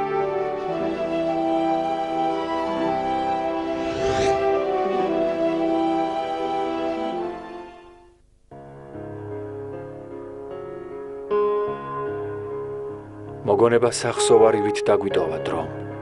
თითქოს მოხდა ის, რაც უნდა მომხდარიყო. ცხოვრება როგორც მხატვრული ტექსტი, რეალური პერსონაჟებით. ნინო ხოფერიას საავტორო პროგრამაში მემორია.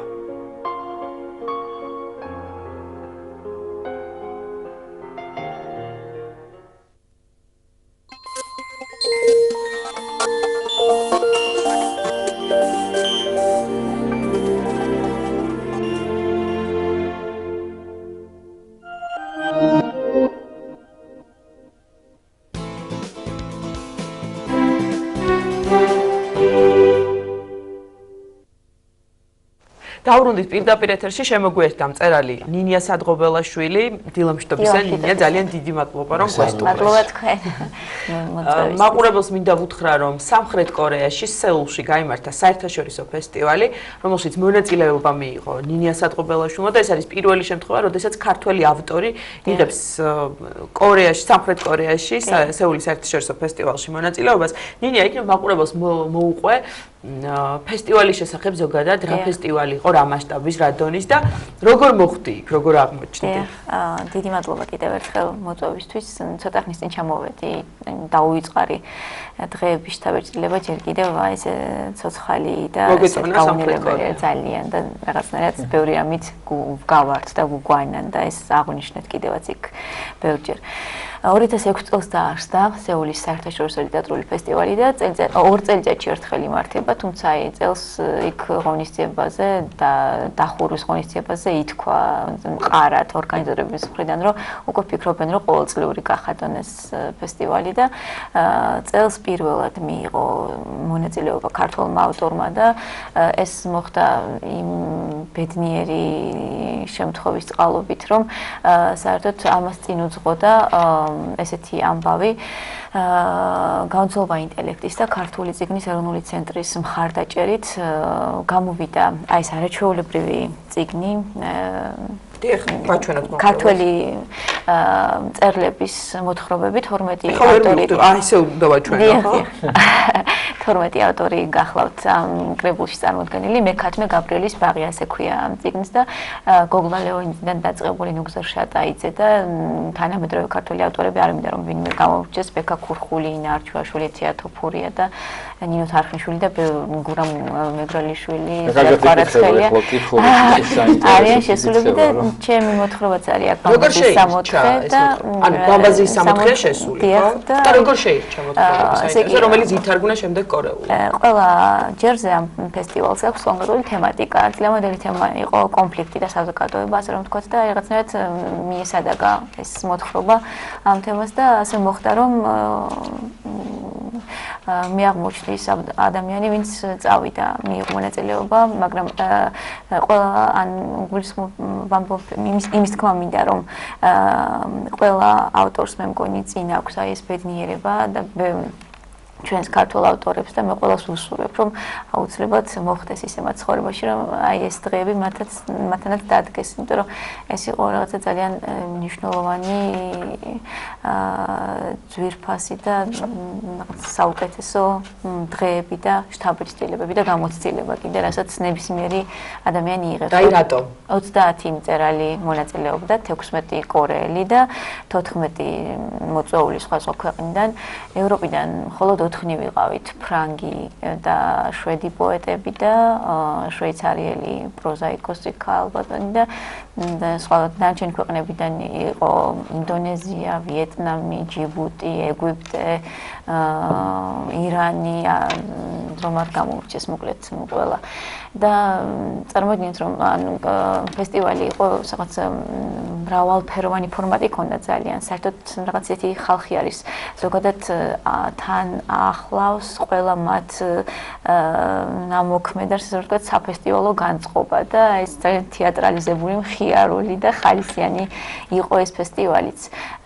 იყო დისკუსიების ნაწილი და იყო შეხვედრების ნაწილი, კითხვების ასე ვთქვათ, სადაც მოკლედ აი ეს ჩვენი მოქმედება იყო წარმოდგენილი და აი ეს დისკუსიების ნაწილი იყო დაყოფილი 5 თემად: დიასპორა, კონფლიქტები, კატაკლიზმები, კაპიტალიზმი და გენდერის თემა იყო და აი ამ თემებზე კი რა თქმა უნდა და გენდერის თემით დაიწყო საერთოდ ეს დისკუსიების ნაწილი.